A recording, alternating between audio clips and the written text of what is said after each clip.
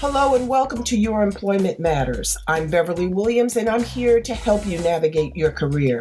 This is for anyone who's searching for their dream job or promotion, or perhaps you're just looking to hang on to the job you have. Today's work environments are multi-generational, multi-religious, multinational, multiracial, and multi-gender identity. Add market disruptors like Amazon and Lyft, along with the addition of AI, and it's easy to see why finding and keeping a job is such a challenge. Employment success and even employment survival depend on your ability to adapt. That's why my goal for this 30-minute podcast is to first advocate embracing change and differences, and second, to encourage you to proactively assume responsibility for your career. Get your work week off to a good start by listening to Your Employment Matters every Monday. Find out how to own your career and get the best practices for making your employment matter. A college classmate asked me if you needed to have a college degree to be a guest on this podcast. The answer is no. This podcast and my current book, Get the Job Done, are designed to empower people to become more successful job candidates or employees. College isn't for everyone. It was definitely for me. Whether you go to college or not, acquiring skills and training are critical. For example, even prior to the onslaught of the pandemic, healthcare was a thriving industry. Doctors, nurses, x-ray technicians, physical therapist assistants, and nurses' aides are just a few of the possible healthcare careers. When we've transitioned through the pandemic that is COVID-19, our current healthcare heroes may need time off to recover mentally and emotionally, or they may choose to pursue another career.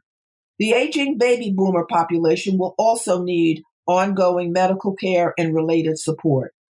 When considering a career path to follow, don't overlook vocational careers, which include the building trades such as carpenters, plumbers, and electricians, also auto body and repair work, and personal appearance workers like barbers, hairdressers, makeup artists, and manicurists. These positions usually require on-the-job, hands-on training acquired through apprenticeship programs and community colleges instead of four-year academic colleges. Vocational programs neither cost as much as academic programs nor take as long to complete. So if college isn't for you, look into career training offered by technical and community colleges. My guest today is my niece, Erica Williams. Erica is a certified nurse's aide, a CNA.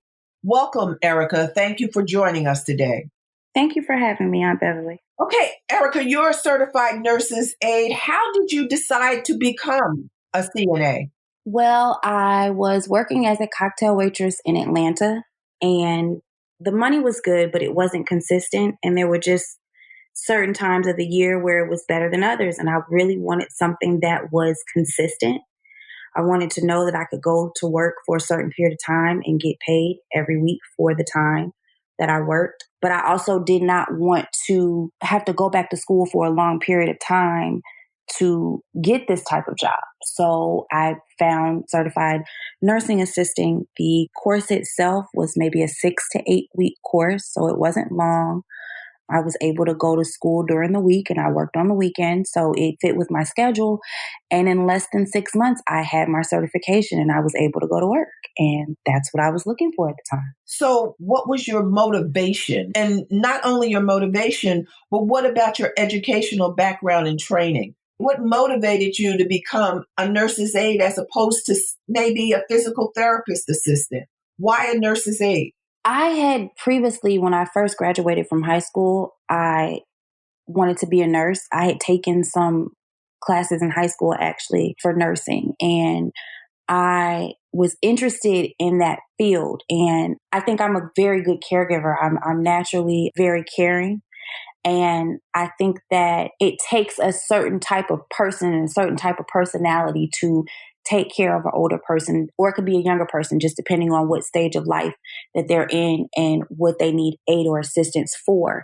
And I thought I was a good candidate for that. I thought that I was able to dedicate my time to it. I thought that it was something that I would take very seriously. And I just thought that it was a good fit for me. It wasn't, I could make my own hours. I could work certain shifts and I wasn't a morning person at the time. And so if I didn't want to be at work at 5 or 6, 7 o'clock in the morning, I didn't have to do that. I could work as many hours, little or small, as I wanted to. And in the beginning, that was very good for me because I was still waitressing and that was my main source of income. But I knew that when the seasons changed or when the money was not what it was, that I could fall back on something. And I knew that if I went to work, I could fall back on this. And I thought it was something I would be very good at. My parents are significantly older than my friends' parents, if you will. My parents did not have me until they were in their 30s. So they're older. And I wanted to know when they get older, how I could take care of them and what I would need to do, what it looked like if I wanted to get a home health aide to take care of them, what I needed to look for in that person. So that was my motivation for choosing to be a CNA as opposed to any other profession at the time. What about additional training to become a certified nurse's aide? Did you acquire additional training beyond that?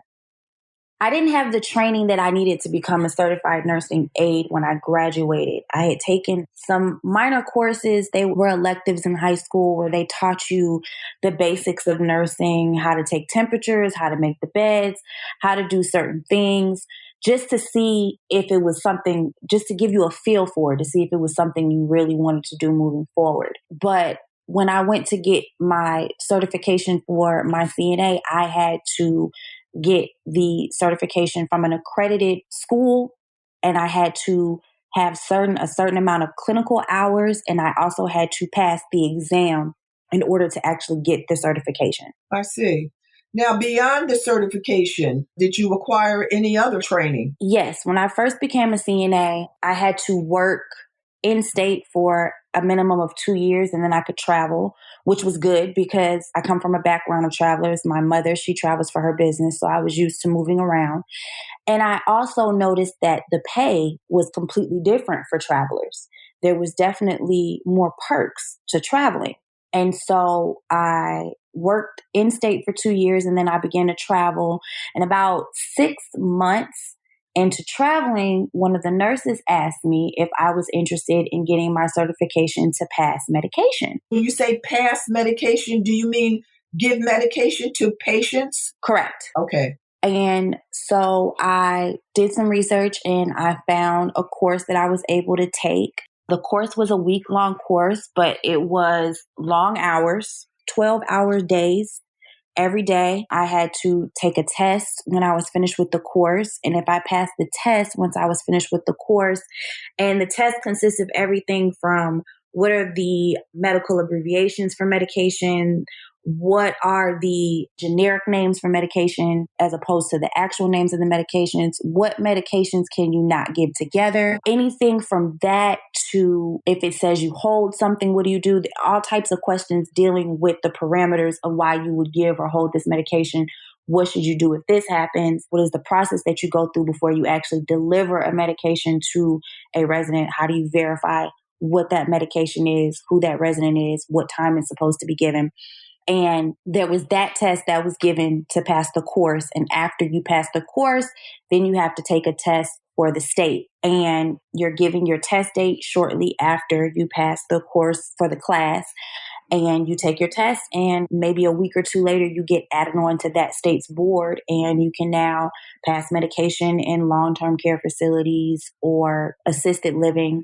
You're now able to pass medication. And if you go online, you can get reciprocity for your CNA in other states. In order to be able to pass medication in other states, you have to go to those states and test out for their requirements. And then you're able to move around because you can have your license in multiple states. And then you're able to travel around as a CNA and a CMA. And that's what I do now. So you want to explain what reciprocity is? Reciprocity is when you are able, when another state has given you permission to practice as whatever, it could be a nurse or it could be a CNA, it could be an LPN. You can practice your profession in that state. That means that we think that you are qualified enough to do your job in this state and that state. Okay, that's just for clarification. I understand that while you were a cocktail waitress, you were in training to become a CNA. So you had what I call multiple income streams, more than one income stream. Correct. Is that something that you continue to do? I see the benefit in that. I think that we miss an opportunity, especially when people are younger and they have the energy and the time, especially if they don't have a family, to work multiple jobs, to make ends meet or to make more money than they actually need at the time, but money that they can use for vacation or to put away to buy a home, to save toward buying a home, or just to have a rainy day fund. When you look at today in this pandemic, people are not in a better position than many people are not in a better position than they were almost 10 years ago during the Great Recession, as they refer to it. People lost their jobs and they weren't able to take care of their family. And it was devastating for so many individuals. And now, because of this global epidemic, we find ourselves in similar positions through no fault of our own. And it's very distressing. Having more than one income, especially in an industry like a healthcare industry, can help you get over the hump. As you say, if you can grind it out. You want to continue on that? Especially when you're younger. And I'm pretty sure if I became a CNA 5-10 years ago, I'd have so much more energy and I would be able to work so many more hours. I would physically feel up to doing more things so that I can save more income or do whatever it is I do with the disposable income or indisposable income. I think that to me, I have always, since I started working as a teenager, I have always had more than one source of income or more than one job. I could be working at 2 different clubs. I would be working at a club and at a group home or at a long-term care facility. I've always appreciated having more than one income. And the way things are now, if you don't have a certain level of education, and by certain level, I mean higher level of education, one income is really not going to take care of you yourself, let alone you and a child, or if you are head of household to take care of your partner and a child. It's very difficult. Most people can't do it by themselves just off of what they bring in by themselves without assistance from somewhere, whether it be a family member or government assistance. So I think that it's very crucial that you have more than one income or more than one job. I also think that it's important not only from the financial aspect. I think that some jobs or some professions, sometimes what is required of you can infringe upon your well-being mentally or physically.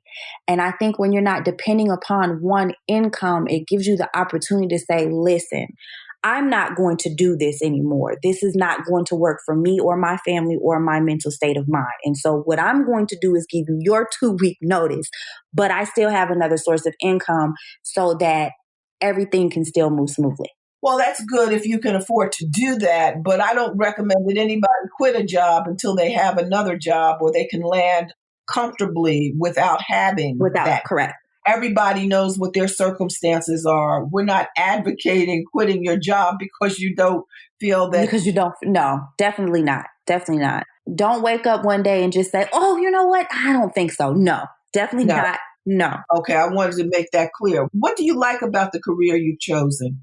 I love the fact that I am able to travel. I love the fact that I'm able to meet new people. I've really gotten some relationships or met people that I have formed strong relationships with in this profession, and it's been very beneficial as well. I like the fact that I can meet people from all walks of life, from all different backgrounds, culturally, race. I like that. I like the fact that I'm able, because I go from different places. I'm able to learn new tricks of my trade.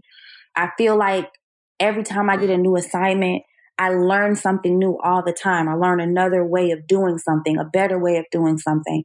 And it just betters me and makes me better at my job. And I really like that and I really appreciate it. That's great. So now, Erica, you grew up in Georgia, but now you're living in South Dakota. Mm-hmm. Was it difficult for you to make that transition from Georgia to South Dakota? And did your family encourage you to do it? It wasn't difficult to me because I was single. I didn't have any children. So it wasn't difficult for me to up and say, hey, moving on.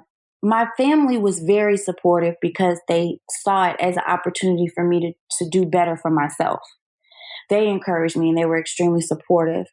The only thing that was difficult for me personally was the weather. Going from Georgia to South Dakota. And it was also somewhat of a culture shock because things are just completely different. They're two completely different sides of the United States. And the way they do things in South Dakota is just not the way you do things in Georgia. And I was exposed to things that I wouldn't have been exposed to in Georgia, but they were good experiences. It has not been bad. I'm still here. I like it here. But the biggest thing for me would probably have been the weather. I'm sure. So now, Erica, you're pursuing other interests. What are they? Yes, I am. I am currently working on getting my YouTube channel off and going. It is up, but I'm working on getting some more followers and just putting more time into it to make it what I want it to be. I am also looking into starting a podcast. And I am also looking into starting a wig line. I'm able, with the way my schedule is set up, I'm able to focus on making my dreams come true. And I'm able to take care of myself at the same time. And that's probably the number one thing that I really do love and appreciate about my job is that I am able to work and take care of myself and I am able to pursue other things as well. So now your makeup, do we call that your passion or do you plan to turn that into another income stream? It's both. It is a passion that I plan to turn into another stream of income, for sure. It is definitely something that I'm very passionate about. It's something that I really love doing.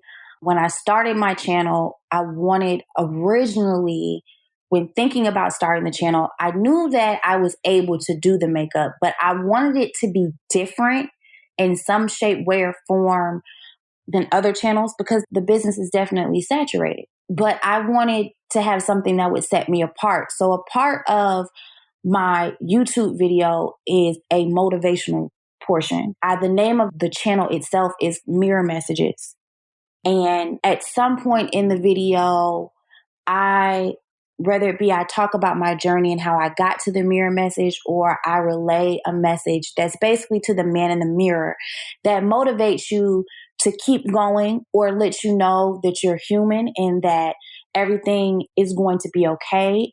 I think that one of the most beneficial things that we have in life, that we all have, is our stories. And I feel that a lot of people, you never know who you can reach and who you can help with your story. And I think that that's important.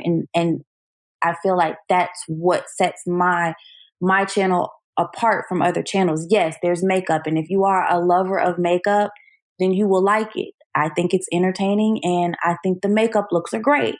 But also, you are human and you never know how you can influence or help someone by telling them what's going on in your mind. Well, that's interesting.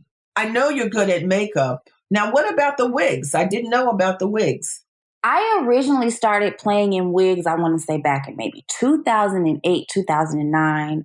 I was making them by hand, and I've recently graduated to making them on the sewing machine. I want to find a good distributor of hair so that I can have a good product, and I want to perfect my craft. The same way I picked up a makeup brush, and I didn't start my channel for maybe 7 years after I started doing makeup with myself, just learning how to do it on myself. I want to perfect my craft before I send it out into the world. But it is also something I'm very passionate about beauty in general. I'm very passionate. I'm learning how to do my own nails given the circumstances, which I've gotten pretty good at. I like making wigs. When one of my girlfriends saw mine, she asked me if I could make her one. And that just made me feel like, oh my goodness, really? You would buy this? Okay. But I still want to perfect upon my craft. But I'm very much so into all of that. And I'm very much so into doing it yourself, teaching you how to do it for yourself. You can use it as a way to save money or make money. Well, sounds like you're an entrepreneur. Yes. Good. My mother was an entrepreneur, so it definitely just handed down from one generation to the next generation. I definitely got it from her. I understand that. Now, Erica, before we end this discussion, what advice would you give anyone listening about choosing a career? When it comes to choosing a career, don't do it if you don't want to do it. Because if you don't want to do it, you're not going to do it. You're not going to be into it. You're not going to dedicate the time that you need to dedicate to it. It's just something for you to, and at some point, you'll even dread the fact that you have to do it. When it comes to your career, if it is not something that you want to do, I wouldn't suggest you do it because you're not doing anything but wasting your time and your employer's time. You're not going to do the job that you should be doing or that you would be doing if it was something that you really wanted to do. Well, sometimes people don't have a choice. Depending on personal circumstances, a person takes a job because the job was offered and they didn't have one. They may hate getting up, going to work every day, but they have obligations. Even if they don't have a family, they have to take care of themselves. When you're an adult, you have adult responsibilities. I agree with that. I think that's the reason why I put emphasis on the career, because to get a job, I feel like you do what you have to do until you can do what you want to do. So if you need a job, by all means, get a job and do what it is that you need to do to take care of yourself and your family and what have you. But when it comes to what you plan to do for a long period of time with your life, I wouldn't suggest that you do something that is just really not of you. No, I understand that. Do you miss Georgia? I miss the weather. But no, I don't miss Georgia. And I especially don't miss being in South Dakota right now and looking at Georgia right now. No, I am not missing that right now. Now, how has the pandemic affected you, Erica? Or has it? It hasn't. I was just talking to my mother about this the other day. It really has not affected me. And I think that's really unfair because I can sympathize and empathize with what people have going on, but I'm not in the house. I can go to work. I'm an essential worker, so I'm able to get out of the house and go to work. I'm able to get fresh air.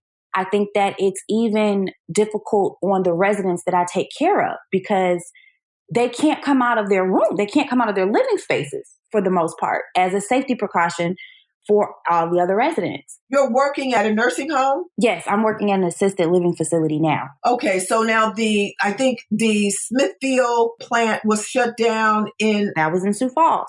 And you were in Sioux Falls before. But where are you now? I'm in Rapid City. Okay. So I'm about 5 hours away from Sioux Falls. Okay, so it hasn't reached there yet? In the county that I am in right now, we currently have 11 cases. Whereas Minnehaha County, which is where Sioux Falls is, I think they're up to like 2,400 cases now. Wow. And I don't know if it will because it definitely can come here. But as of right now, I just have not. I wear a mask and gloves when I go to the store. That has changed. You don't wear that at work? We do wear them at work, but we definitely wear a mask and glove at work, but we don't have any cases. So we have what we need in case we get a case. But I'm certain that when I go to work in Rapid City and when a nurse goes to work in Sioux Falls and she knows that a resident is definitely positive for COVID-19, I'm sure it's different. I've been fortunate enough to not have to experience that as well. And because I am in healthcare, most people are getting paid more than what they were getting paid before because they're essential and we're needed. Regardless of if there is a case or there's not, we need you to come to work. We need to rely on you. We need you to be reliable. We need you to come to work and we need you to be responsible and take care of yourself while you are not here so that you can come here. Wow, that's a difference. I knew it was 5 hours difference between Sioux Falls and where you are now. I didn't realize that there were that few virus cases. I want you to be safe. Is there anything else you'd like to say to our listeners before we end? Other than make sure you go get a copy of Get the Job Done by Beverly Williams. What's the name of your YouTube channel again? The name of my YouTube channel is Mirror Messages, and you can also find it if you search my name, Erica McKenzie, McKenzie, and I look forward to seeing you. Erica, thank you so much. I hope to see you soon. I don't know when. I won't be in South Dakota anytime. I never understood what you were doing out there, but you do you. But dear, thank you so much for doing this. I know this is information that many people can use. Thank you. And hopefully you won't have any more COVID-19 cases than you have now. Be safe, dear. I love you. Thank you. I love you too. Thank you for thinking of me. Thank you for having me. Really. Thanks for listening to Your Employment Matters with Beverly Williams. If you found this podcast helpful, please subscribe and leave a review. I truly appreciate your support, and that helps other listeners find the podcast. If you have a comment, question, or suggestion, you can reach me at baWilliams@youremploymentmatters.com. My book, Get the Job Done, is available on Amazon.com and BarnesandNoble.com. Please join me again next week. Until then, remember to embrace change and differences.